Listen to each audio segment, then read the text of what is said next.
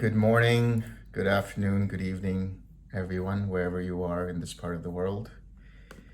I'm going to start with reading the sutta, and the translation I'm going to be using this time is from Bhikkhu Bodhi. This is called Mahākaccāna and a Single Excellent Night. Thus have I heard, on one occasion the Blessed One was living at Rajagaha in the park of the hot springs. Then, when it was near dawn, the Venerable Samidhi went to the hot springs to bathe his limbs.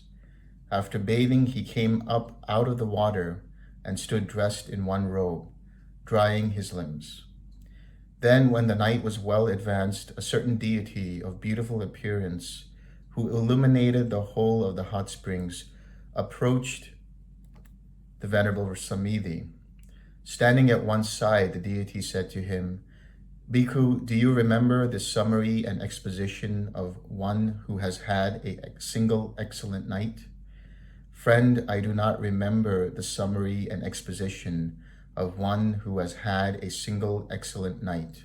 But, friend, do you remember the summary and exposition of one who has had a single excellent night?" "Bhikkhu, I too do not remember the summary and exposition of one who has had a single excellent night. But, Bhikkhu, do you remember the stanzas of one who has had a single excellent night?" "Friend, I do not remember the stanzas of one who has had a single excellent night. But, friend, do you remember the stanzas of one who has had a single excellent night?" "Bhikkhu, I too do not remember the stanzas of one who has had a single excellent night. But, Bhikkhu, learn the summary and exposition of one who has had a single excellent night. Bhikkhu, master the summary and exposition of one who has had a single excellent night. Bhikkhu, remember the summary and exposition of one who has had a single excellent night.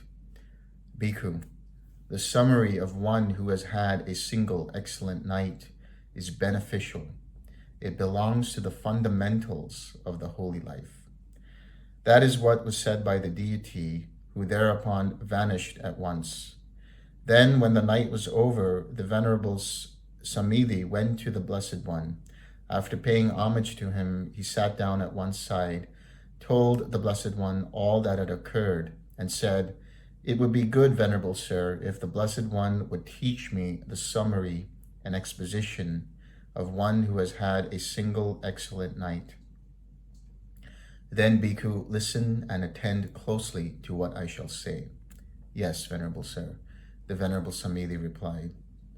The Blessed One said, "Let not a person revive the past or on the future build his hopes, for the past has been left behind and the future has not been reached. Instead, with insight, let him see each presently arisen state. Let him know that and be sure of it, invincibly, unshakably. Today the effort must be made. Tomorrow death may come, who knows? No bargain with mortality can keep him and his hordes away. But one who dwells thus ardently, relentlessly, by day, by night, it is he, the peaceful sage, has said, who has had a single excellent night." That is what the Blessed One said. Having said this, the Sublime One rose from his seat and went into his dwelling. Then, soon after the Blessed One had gone, the bhikkhus considered, "Now, friends, the Blessed One has arisen from his seat and gone into his dwelling after giving a summary in brief, without expounding the detailed meaning. Now who will expound this in detail?" Then they considered, "The Venerable Mahakaccāna is praised by the teacher and esteemed by his wise companions in the holy life. He is capable of expounding the detailed meaning. Suppose we went to him and asked him the meaning of this." Then the bhikkhus went to the Venerable Mahakaccāna and exchanged greetings with him. When this courteous and amiable talk was finished, they sat down to one side and they told him what had taken place, adding, "Let the Venerable Mahakaccāna expound it to us." The Venerable Mahakaccāna replied, "Friends, it is as though a man needing heartwood, seeking heartwood, wandering in search of heartwood, thought that heartwood would be sought for among the branches and leaves of a great tree, standing possessed of heartwood, after he had passed over the root and the trunk. And so it is with you, Venerable Sirs, that you think that I should be asked about the meaning of this after you passed the Blessed One by when you were face to face with the teacher. For knowing, the Blessed One knows. Seeing, he sees. He is vision. He is knowledge. He is the Dhamma. He is the Holy One. He is the Sayer, the Proclaimer, the Elucidator of meaning, the Giver of the Deathless, the Lord of the Dhamma, the Tathagata. That was the time when you should have asked the Blessed One the meaning. As he told you, so you should have remembered it. Surely, friend Kaccāna, knowing, the Blessed One knows. Seeing, he sees. He is vision, the Tathagata. That was the time when we should have asked the Blessed One the meaning. As he told us, so we should have remembered it. Yet the Venerable Mahakaccāna is praised by the teacher and esteemed by his wise companions in the holy life. The Venerable Mahakaccāna is capable of expounding the detailed meaning of this summary given in brief by the Blessed One without expounding the detailed meaning. Let the Venerable Mahakaccāna expound it without finding it troublesome. Then listen, friends, and attend closely to what I shall say. Yes, friend, the bhikkhus replied.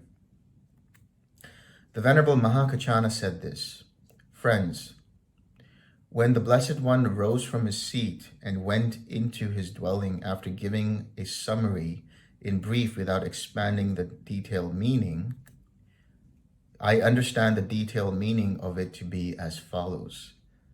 How, friends, does one revive the past? One's consciousness becomes bound up with desire and lust. Their thinking, my I was thus in the past, and forms were thus. Because one's consciousness is bound up with desire and lust, one delights in that. When one delights in that, one revives the past. One's consciousness becomes bound up with desire and lust, their thinking, my year was thus in the past, and sounds were thus. My nose and odors, my tongue and flavors, my body and tangibles, my mind was thus in the past, and mind objects were thus. Because one's consciousness is bound up with desire and lust, one delights in that. When one delights in that, one revives the past. That is how one revives the past. How does one not revive the past? One's consciousness does not become bound up with desire and lust there, thinking, my I was thus in the past, and forms were thus. Because one's consciousness is not bound up with desire and lust, one does not delight in that. When one does not delight in that, one does not revive the past. One's consciousness does not become bound up with desire and lust there, thinking, my year was thus in the past, and sounds were thus. My nose and odors, my tongue and flavors, my body and tangibles. My mind was thus in the past, and mind objects were thus. Because one's consciousness is not bound up with desire and lust, one does not delight in that. When one does not delight in that, one does not revive the past. That is how one does not revive the past. How, friends, does one build up hope upon the future?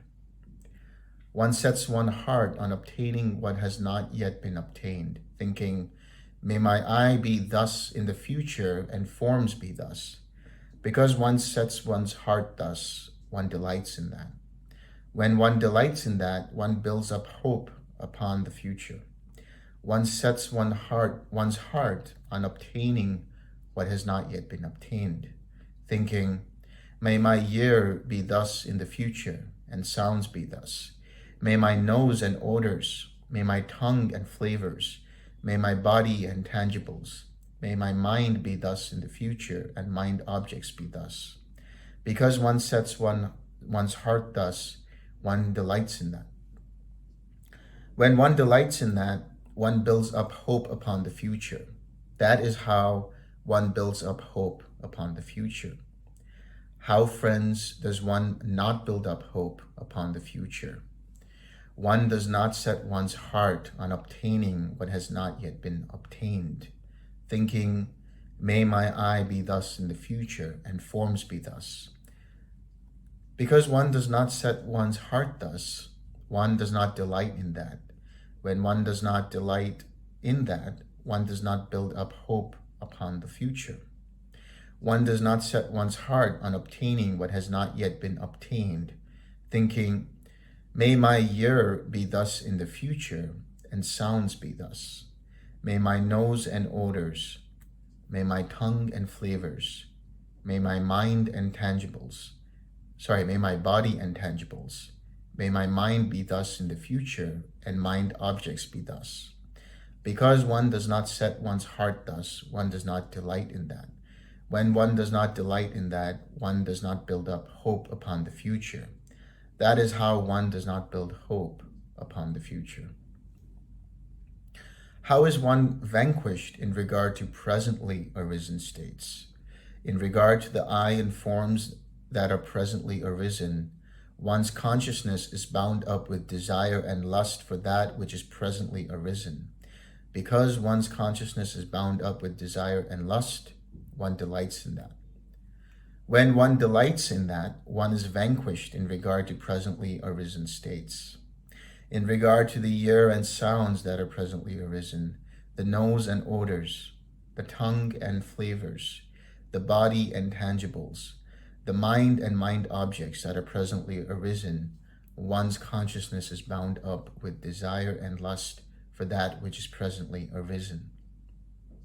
Because one's consciousness is bound up with desire and lust, one delights in that. When one delights in that, one is vanquished in regard to presently arisen states.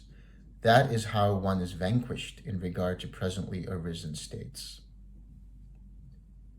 How is one invincible in regard to presently arisen states? In regard to the I and forms that are presently arisen, one's consciousness is not bound up with desire and lust for that which is presently arisen. Because one's consciousness is not bound up with desire and lust, one does not delight in that. When one does not delight in that, one is invincible in regard to presently arisen states. In regard to the ear and sounds that are presently arisen, the nose and odors, the tongue and flavors, the body and tangibles, the mind and mind objects that are presently arisen, one's consciousness is not bound up with desire and lust for that which is presently arisen. Because one's consciousness is not bound up with desire and lust, one does not delight in that. When one does not delight in that, one is invincible in regard to presently arisen states. This is how one is invincible in regard to presently arisen states. Friends, when the Blessed One arose from his seat and went into his dwelling after giving a summary in brief, without expanding the detailed meaning, I understand the detailed meaning of this summary to be thus. Now, friends, if you wish, go to the Blessed One and ask him about the meaning of this. As the Blessed One explains it to you, so you should remember it. Then the bhikkhus, having delighted and rejoiced in the Venerable Mahakaccāna's words, rose from their seats and went to the Blessed One. After paying homage to him, they sat down at one side and told the Blessed One all that had taken place after he had left, adding, Then, Venerable Sir, we went to the Venerable Mahakaccāna and asked him about the meaning. The Venerable Mahakaccāna expounded the meaning to us with these terms, statements, and phrases. Mahakaccāna is wise, bhikkhus. Mahākaccāna has great wisdom. If you had asked me the meaning of this, I would have explained it to you in the same way that Mahākaccāna has explained it. Such is its meaning, and so you should remember it.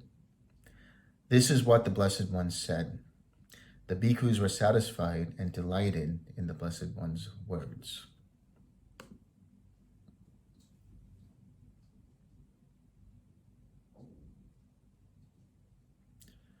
So this one single excellent night has been expounded in actually many different ways.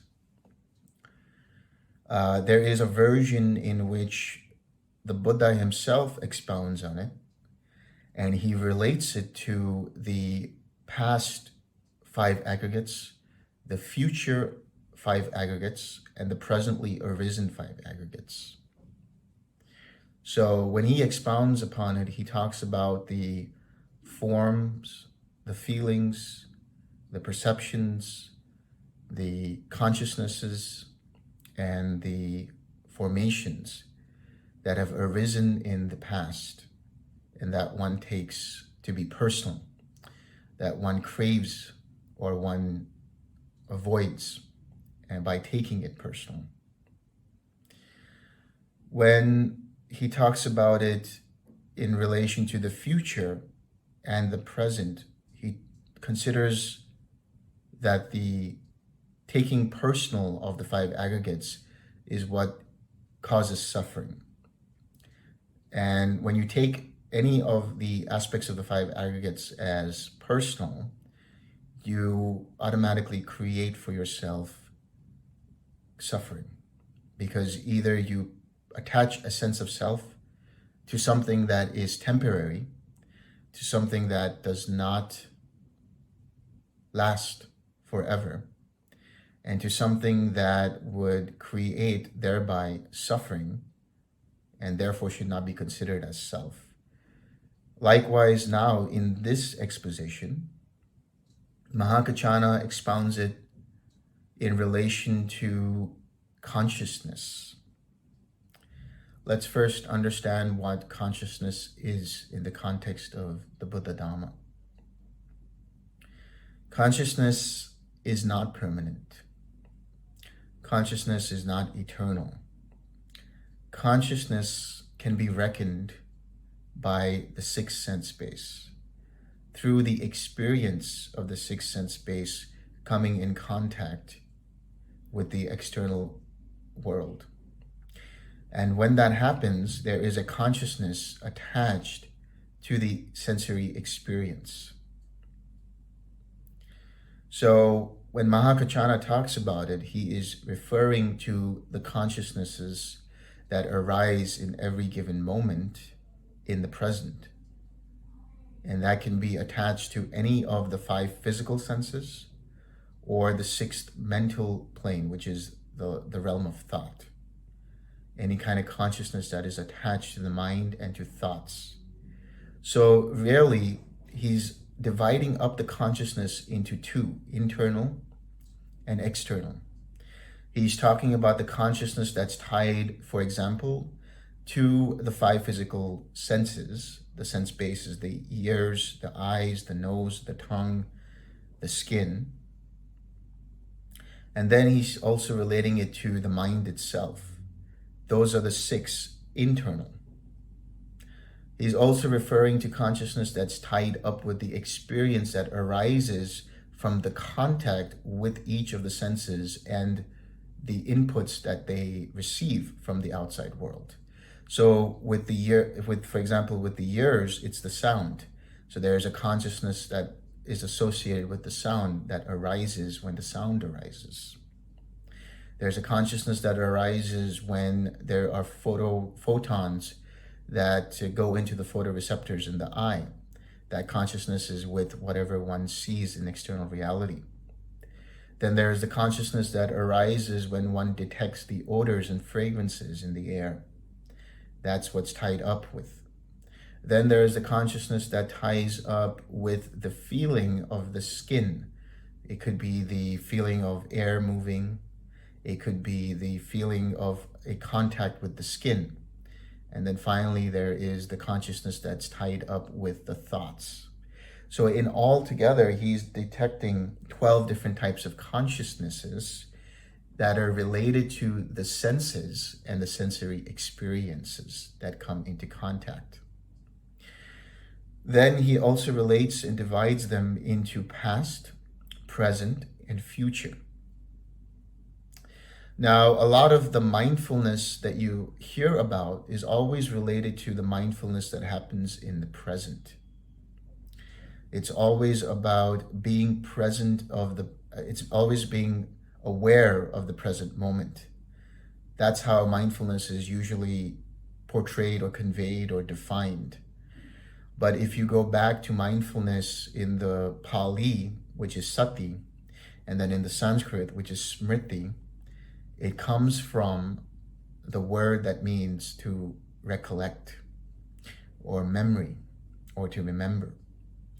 And what you're remembering is to keep your mind's attention on whatever is your object of meditation. In this case, it could be the Brahma Viharas. And so it goes beyond the present moment. The present moment in and of itself arises and passes away, and the mindfulness stays with the object, which flows with the present moment. So here Mahākaccāna is talking about the desire and the lust that is attached to the senses and the sensory experience.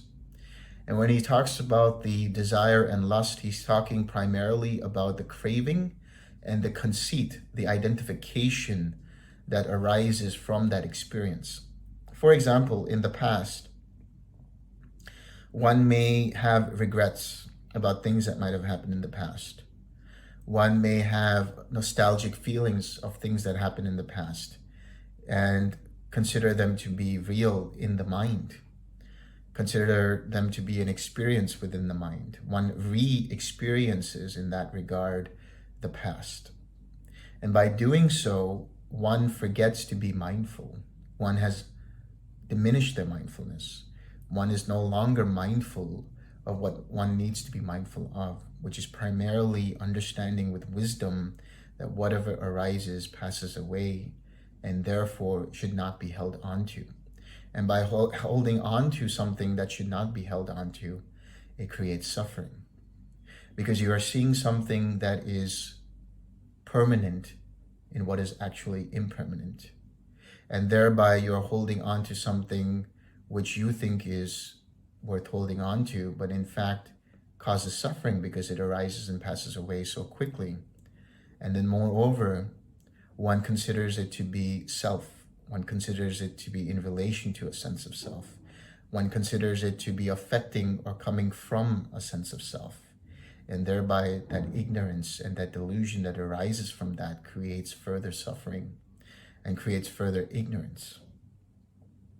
So whenever the past thoughts arise, or whenever future thoughts arise, and the future thoughts are things that one desires to happen, desires to, let's say, manifest, or desires that it should happen in this way. And that is the sense that I want to control my thoughts, I want to control my feelings, I want to control the sensory experiences that I'm having. And by doing that, you're trying to control something that has no controller, and thereby you will suffer. If you consider something that is not having a controller to be something worth controlling or something that can be controlled, that is delusion. Moreover, when you look at the future and consider that I wish that in the future, for example, I wish in the future I would be this kind of a person, or I would have this kind of an experience. That is the craving for existence, for future rebirth and future becoming. That is tied to the defilement or taint or the projection or virus for craving for existence, for being and for becoming. And what that creates is restlessness in the mind. Every time your mind shifts to the future and has thoughts about the future, it starts to create anxiousness. It starts to create anxiety in the mind. And it starts to create tension and worry. And this tension, as we know, through the TWIM practice and through the 6R process, is because of the craving. And that craving is because we wish it to be something, or we wish it not to be something, or we consider it to be ourselves. We take it personally, and we think that it's affecting us personally, and it's affecting us personally in the way of a permanent self, a unchanging, permanent, independent self. But as we understand through wisdom, which is the insight into dependent origination, that anything that arises passes away, and then more importantly, this sense of self is built up through many cycles of dependent origination. And the aggregates that arise are built up by the flow of dependent origination.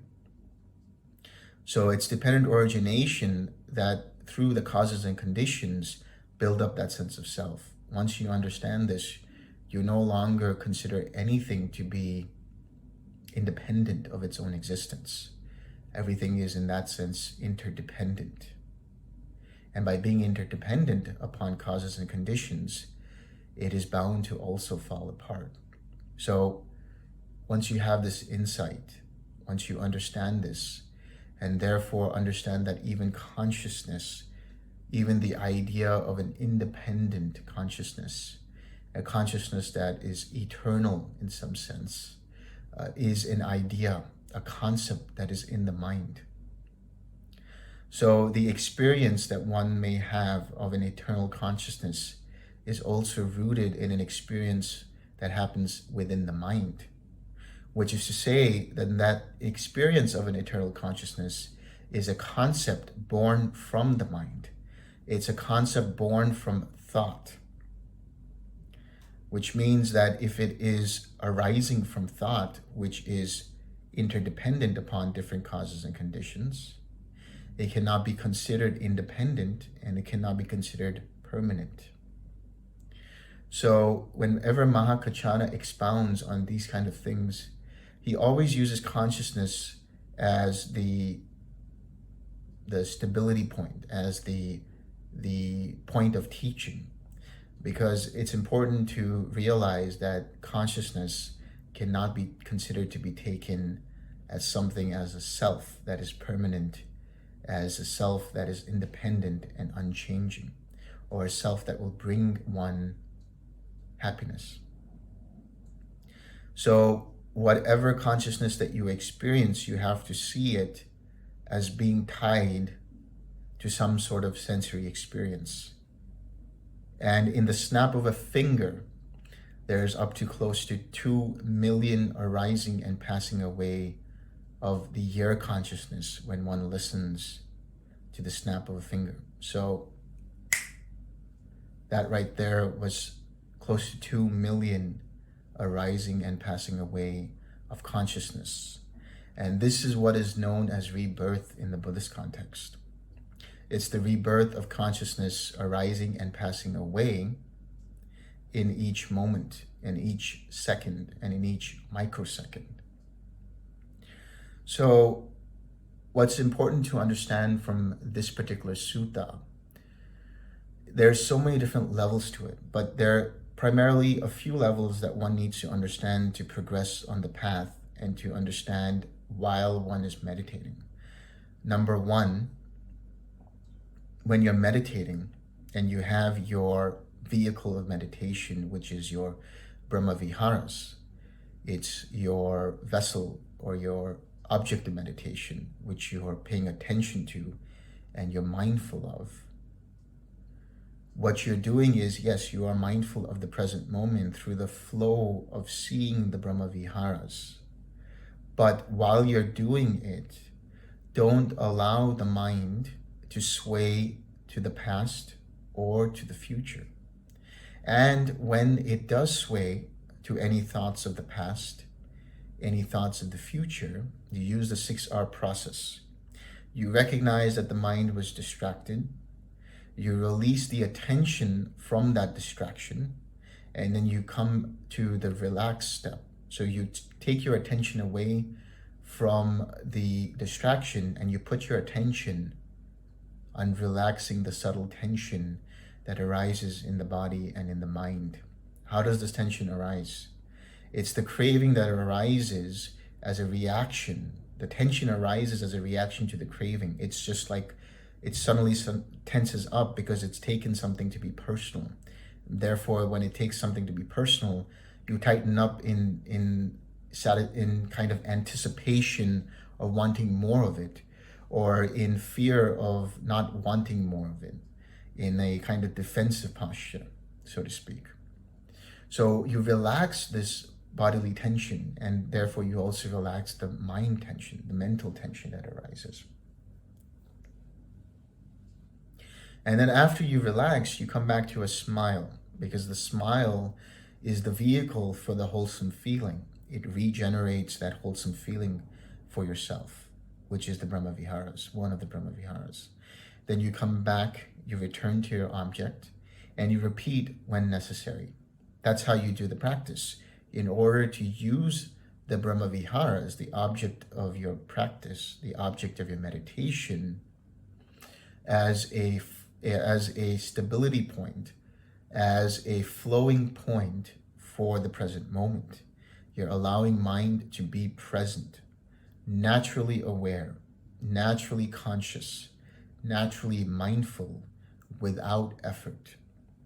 Once you do this, the next step, well, first let me get to the future. If you have thoughts of the future as well, you do the same process of the 6 R's, and you come back to the present. But what's important to understand now is when you are meditating, when you are taking the practice, or when you are doing the practice, not to take it personally, not to push, not to try to pull away from the practice. And what does that mean exactly? When you take personal the practice, it's essentially this. You are considering that there is a sense of self meditating. So I'll use this mind body as an example. I would take this personally, for example, and think that it is Delson that is meditating, that I, Delson, am meditating. You want to stay away from any thoughts related to I, me, or mine when you're meditating. Rather, just allow your mind to observe the Brahma Vihara. Allow it to flow without any kind of idea that there is a person meditating. There is only the meditation happening. There is only the meditating going on. And you allow that process to unfold without sullying it with any kind of sense of self. Secondly, you don't push. So if you start to see that you need to bring up the metta, for example,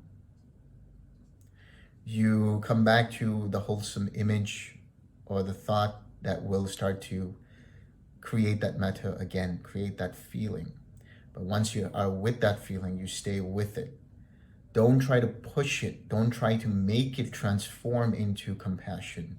Don't try to make the compassion transform into joy. Don't try to make the joy transform into equanimity. If you allow the mind to unravel itself, it will unravel it on itself, by itself. If you poke and prod it, if you nudge it, if you push it, what you are going to experience is restlessness. You're going to experience a reaction of more thoughts arising rather than less thoughts going away. So what's important is not to push, but to let the mind observe. Observe the mind allowing this flow of the Brahma Viharas, whatever the Brahma Vihara might be, to continue.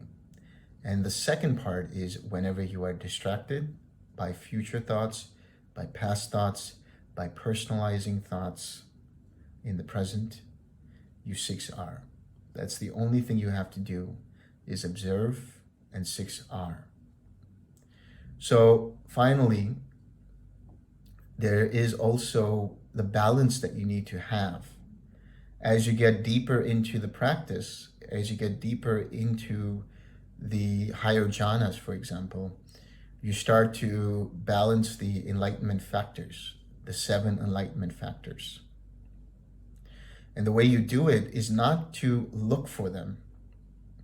You don't look for whether I have more tranquility in mind or whether I have more joy in mind.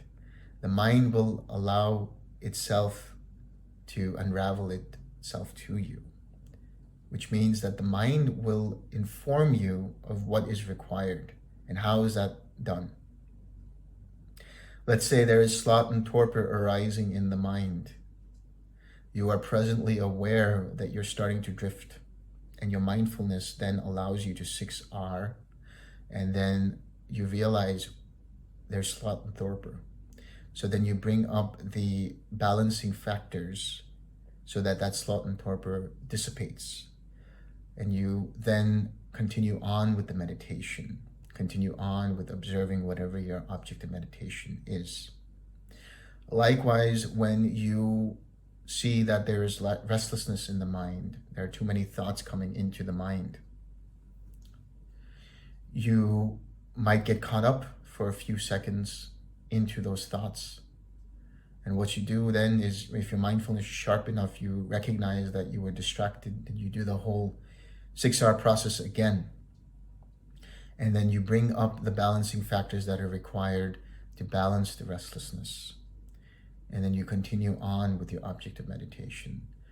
So essentially, in relation to the practice, all you are doing, again, to reiterate, is to observe and to 6R. Just observe and 6R when required. Don't push, don't personalize, don't want, and don't want either. Don't try to make something happen because you like it or you don't like it.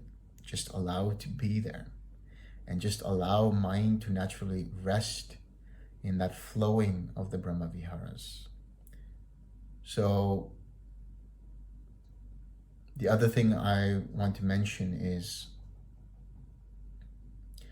that whenever you are out of the practice and you are in daily life,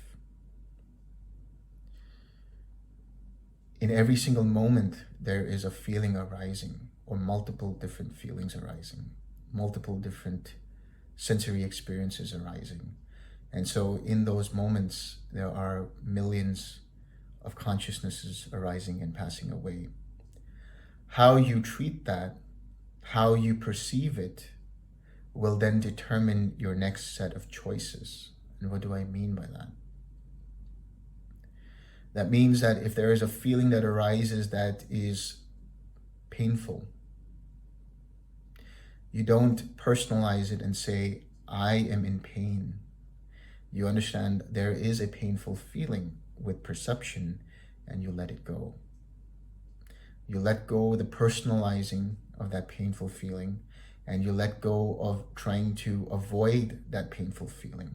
Because that is the reality of the situation, that whether there is a painful feeling, or whether there is a pleasant feeling, or whether there's a neutral feeling, that's the reality of the situation. And you use your attention, your wise attention, or attention rooted in reality, to make sure that you are not personalizing it, to make sure that you have no kind of craving mindset, whether you like it or don't like it, or you attach a sense of self to it. And how you do that is again through the 6R process. So let's say a craving has arisen when a feeling arises. You immediately recognize, for example, that you took that to be personal, or you want more of it. You recognize it, you release your attention from that, you relax the tense body and the tense mind that might arise. And thereby you let go of the craving, and you come back to the present moment and understand that this is the reality of the situation. And you continue on, if you would want, to start to radiate loving kindness if it's necessary, or radiate any of the Brahma Viharas if it makes sense for that particular situation. So in your daily living, in your daily life, in your daily practice, as well as in your meditation practice, it's all about understanding that the consciousness that arises should not be taken personal. And so that is what is meant by delighting, the delight and lust for it, the desire and lust for it, and the delighting in it. That is what creates the craving, the taking of it personal.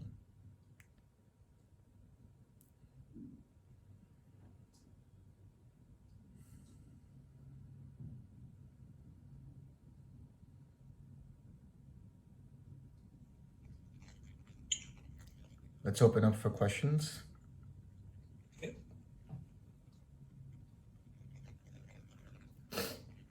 Yes, maybe shall I start, Delson?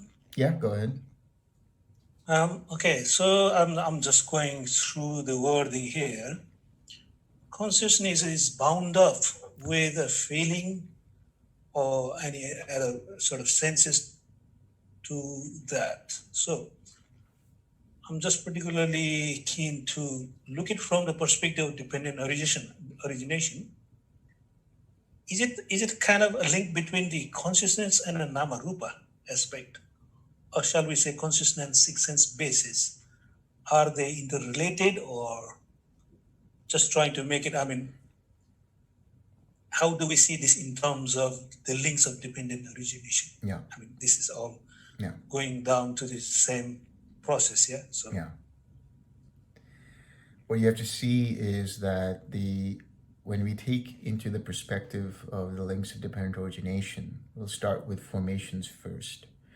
The formations activate a type of consciousness. They condition a type of consciousness. And that consciousness then gives rise to a new nama rupa, or mentality, materiality, or name and form. But what you have to see is that the sixth sense base is rooted within the name and form. In other words, when that consciousness is tied up with the nama rupa, with the mentality and materiality, it also ties up with the sixth sense base, which is part of the materiality, which is part of the body itself. It's the physical sense receptors.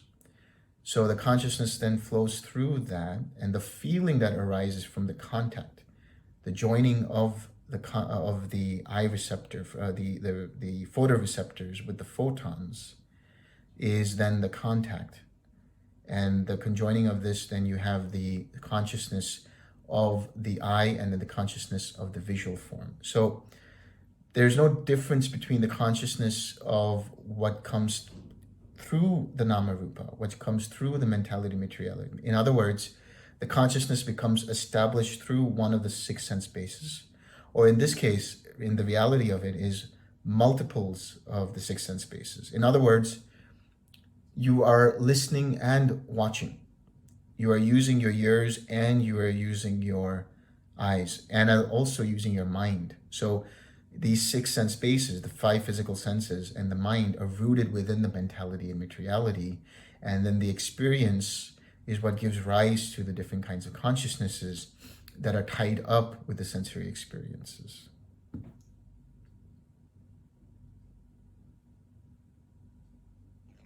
thank you.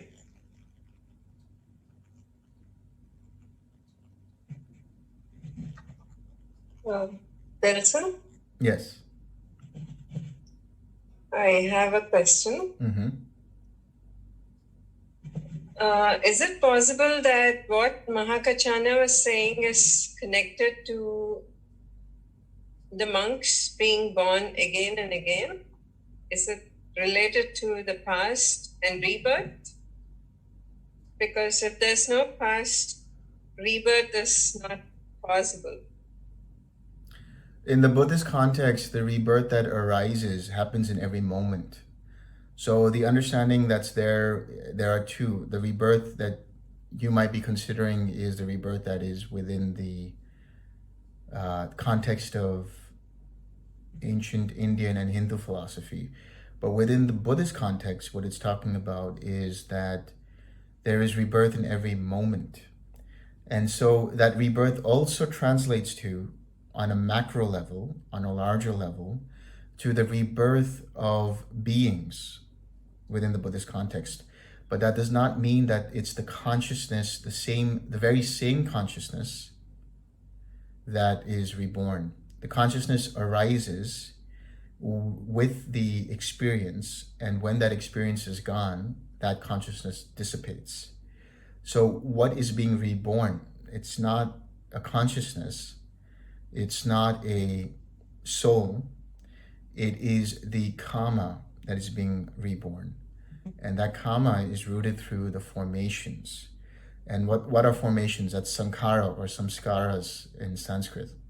And those are the impressions of the mind. So the macro level of rebirth that occurs happens when there is a consciousness that is activated through taking some aspect of the formations at the end of one's life to be personal. And there is some kind of attachment that then activates a different consciousness that then takes birth into a new mentality and materiality on the macro level. But as soon as that conception arises, that consciousness that took birth or was conceived dissipates, and a new consciousness arises in every moment. And then as that happens through the process of the fetus being developed in the womb, there are multiples of consciousness being arisen and passing away as the fetus starts to experience different stimuli within the womb. So the idea that the monks here are talking about is the consciousness that is rooted to sensory experiences. It's not rooted to any kind of rebirthing consciousness that is always taking rebirth in the same way or with the same essence. Okay.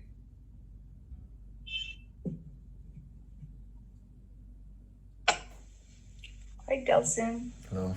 Good morning. Good evening. I have one quick question. Yeah. It's the first 5 link of dependent originations. I kind of like never really seen it. Is it possible to see it? Like, but I know that it's there since starting to realize from the 6th, so which is contact onward. Yeah. Easy to seize it. But first 5 is the one that always a trouble. Yeah. And it's When you say the first, idea or when you say the first 5, are you starting from ignorance or are you starting from formation? ignorance, yes. Okay. So the thing about, as I mentioned, when it comes to the arising and passing away of these sensory consciousnesses, in the snap of a finger, you have somewhere up to 2 million arising and passing away of consciousnesses. So if that is just the consciousness, that's just the link of consciousness, imagine how much faster the other links are when they arise and pass away, right? But that's not to say that you wouldn't experience them or be able to see them. You will be as you get into higher states of meditation practice, as you get higher into the jhanas. And what happens is, especially, for example, in infinite consciousness, you will, depending upon the inclination of the mind or the inclination of the formations related to a certain sense base. And what I mean by that is if there are certain formations that are more in number and in strength, those particular formations tied to those senses will be experienced in infinite consciousness. For example, if you are a visually oriented person, let's say, you're bound to start to see flickers in your meditation in infinite consciousness. Mm-hmm. Likewise, if you are a auditory oriented person, for example, you might hear like snaps and beats or flickers in the ear. You might even start to experience different fragrances. You might start to experience different tastes in the tongue. Some people experience some electrical kind of circuitry shocks and things like that within the body, which is the touch, the sense of touch. And then with the mind, you start to see spaces between each thoughts, if you start to see that. And then as you get deeper into nothingness, what happens is, so first I want to say this. So you start to see consciousness within infinite consciousness. You start to experience the links arising and passing away of consciousness as you get into infinite consciousness. But what you have to understand is the nama rupa, the mentality and materiality, you are already experiencing all the way up until, we would say, the 7th jhana or 8th jhana. And why I say this is, the 5 aggregates, that is the form of the body, the feeling or sensations within the body, the perceptions that arise from the sensations, and the consciousness and the formations are rooted within the mentality and materiality, especially the form, feeling, perception, and consciousness. They're rooted within mentality and materiality. And then the formations you start to see in the form of little sort of proto-thoughts. And what I mean by that is, like, when you get into neither perception nor non-perception, you start to see little wisps of incomplete thoughts. And those are sort of the formations that are influencing certain thoughts and certain intentions and certain images. And they might seem disconnected. And they might even seem like as if it's not even based in any kind of memory, so to speak, in this particular life. So some people might report that they start seeing things that they didn't even think that was in their memory. It's like as if it was from a past life, for example. And these are the formations that are coming to become prevalent or perceptible in some sense. But here's the key. If you start to see these formations, you let go and then come back to the tranquil mind when you're in the 8th jhana, when you're in neither perception or non-perception. Because as soon as you perceive something, you are out of that jhana. You are out of neither perception or non-perception. It's like a lucid deep sleep. You're just aware, but not really aware in some sense. You can kind of see something, but it's not really there. And so when you're in tranquil mind completely, it's just a complete flow. It's just complete. And so these formations might arise, but they'll be so far away from you or so deep in the background that they might not even be perceptible. They may not even be, visible to you in the mind. But when they do arise, they might arise as just a certain arising. And then if your 6 R's have been developed, you just automatically 6R, let go, and then you continue on for that time with the tranquil mind. This is how you start to see the first 5 links of dependent origination. In every moment, it's happening, but you get a deeper look into it, a microscopic look into it, when you have an elevated perspective through the deeper states of the higher jhanas.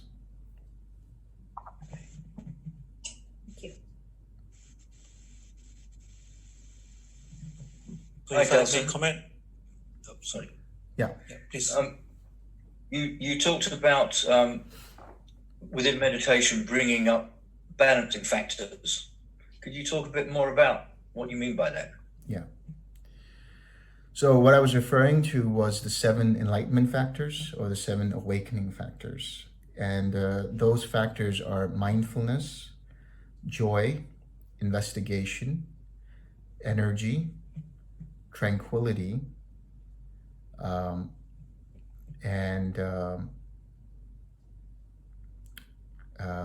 help me out, please, someone. My mind skipped the beat. Equanimity. Equanimity. And? Stillness. Joy. Samadhi. Tranquility. Collectedness, yeah. So Stillness. let me go through each one of them. The mindfulness is going to be there throughout your practice, throughout your meditation practice, because it's the mindfulness that allows you to stay with your object. You're able to remember where your attention is. The joy and the energy, which is really the effort that you put into the practice, and the investigation are the balancing factors for sloth and torpor. So the joy naturally brings up a lot of energy. It brings up some amount of energy. And the energy that I'm referring to as a separate factor is more like an effort that you make. You kind of bring a little more interest into the practice. And then the investigation is really allowing your mind to tell you what you require, what you need. And then when you have restlessness, that's where there are too many thoughts that are arising in the mind. And for that, you basically balance it with tranquility, with stillness, and with equanimity. And when you do that, it starts to, and collectedness. When you do that, it starts to balance out the thoughts that are there.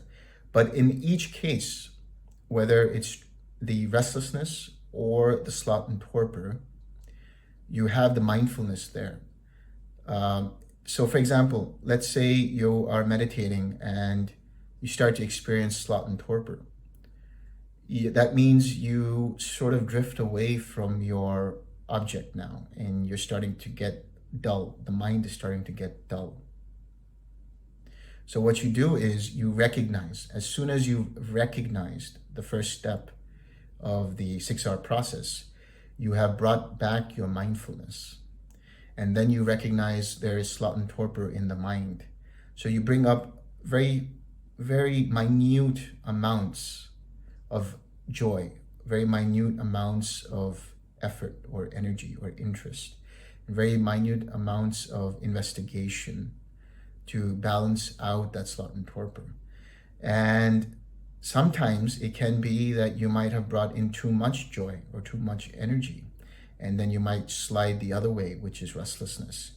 But then you have the mindfulness or the recognition of seeing that there are too many thoughts and there's restlessness in the mind. And by doing so, you now intuit that you need to bring in the other balancing factors, which is you start to bring up a little more collectedness. You start to bring up a little more tranquility and equanimity, and that balances it out.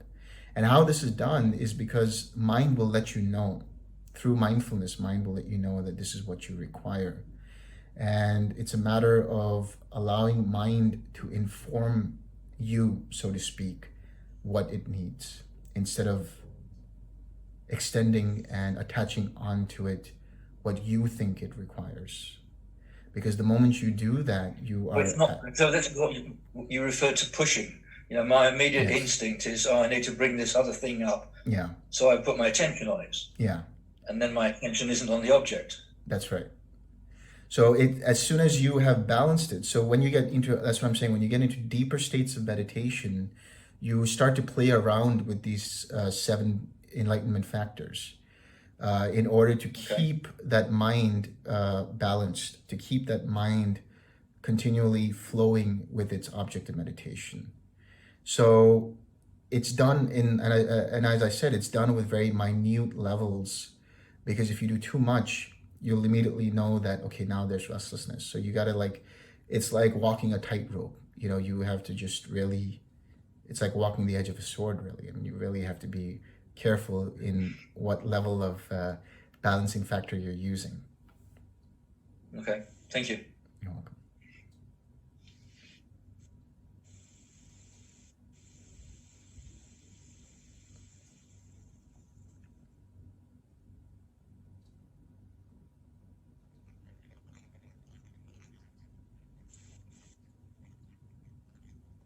Any more questions? May I ask one more, please? Yes. It's in terms of this balancing awakening factors. In even a higher jhana, like 7 or even 8, that investigative awakening factor, is it stay there? In the 8th jhana? Yeah, in the 7th for sure, but like even up to the 8th investigative. In the 8th jhana, really, it's very difficult for the mind to know what's Yeah. really there. So you have a Right. retrospective look into what was occurring in the eighth jhana. But what is present in the eighth jhana as you start to develop your ability to be more perceptive, but not to say that you are tied to any kind of perception, you actually see that yes, there are present these enlightenment factors, because they need to be there in order for the mind to continually slope towards nirvana, to slope towards nibbana, to slope towards enlightenment. So it's not like they're not present within the eighth jhana. It's just that they may not be perceptible completely. But how you are able to perceive them is, for example, as I just mentioned, when you have the restlessness or the sloth and torpor, you immediately have recognized and you have perceived, and which means now you are no longer in the eighth jhana. So then you're exercising, for example, the investigative principle, the investigative enlightenment factor, in order to balance out the sloth and torpor. And the investigative factor really is just allowing mind to tell you. You just ask the mind, okay, what does it require? And it will let you know that, okay, I'm feeling tired, or I'm feeling dull, or I'm feeling restless. That is the investigation into the Dhamma. That's the investigation into the mind. So it's only required insofar as getting back the balance within the mind. So they will be present insofar as when you require them, when you require to exercise them, to come back to your object and to come back to a balanced mind that will then eventually lead you to Nibbana.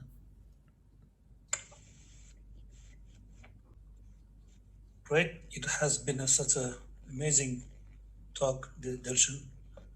I think we have so many questions, but always we have got always another talk that can be scheduled. So I guess would be okay. I mean, we are approaching the end of the talk, so we can possibly do the sharing of the merit.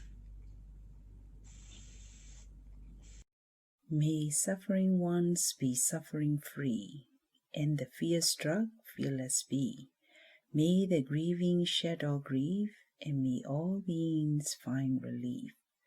May all beings share this merit that we have thus acquired for the acquisitions of all kinds of happiness. May being inhabiting space and earth, Devas and Nagas of mighty power share this merit of ours. May they long protect the Buddha's dispensation.